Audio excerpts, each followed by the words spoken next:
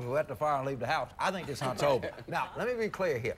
If Obama goes in this race with a 5-point lead and loses this election, the consequences are oh man. I mean, I don't think that's going to happen, but I think David is. It's a point to bring up.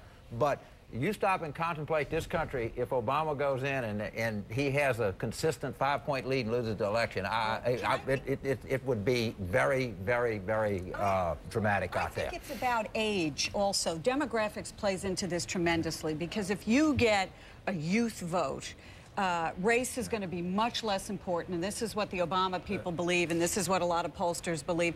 It really affects older voters much more than younger voters. About that. Paul, you were going to... This is why what Sarah Palin is doing is so dangerous. You know, I love attack politics. I love it. But she has, at least in the views of the Associated Press, they said her attack on this whole Bill Ayers thing was racially tinged. That's not what a Democrat said, that's what the Associated Press said. And it harkens back to, at the convention, she had this quote in her convention speech, a kind of anodyne quote about how small towns are good.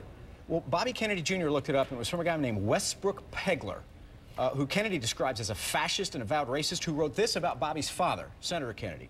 Some white patriot of the southern tier will spatter his spoonful of brains in public premises before the snow flies. Now, why does this governor have such an affinity for such a hate monger? To quote him in her speech, why is she now saying things at least Associated Press says is very divisive? Let me just give a Republican a chance to respond, Alex or Les. I mean, do you believe race is being subtly brought up on the campaign trail by? I think when Sarah Palin is talking, I mean, this is something people are talking about, Obama's background, who he'd surround himself with long before this point. I think that's one of the dangers of Google. You can find something you've said anywhere else on the internet. I think that's a bit of a stretch. I think the interesting person tonight is to imagine what Hillary Clinton is thinking. She was beating Barack Obama like a drum even after he got the nomination. If she'd have been on that stage tonight, seeing that, you know, the opportunity she's missed. We got to take a break again. A lot more coverage ahead. AC 360 continues, and in half an hour.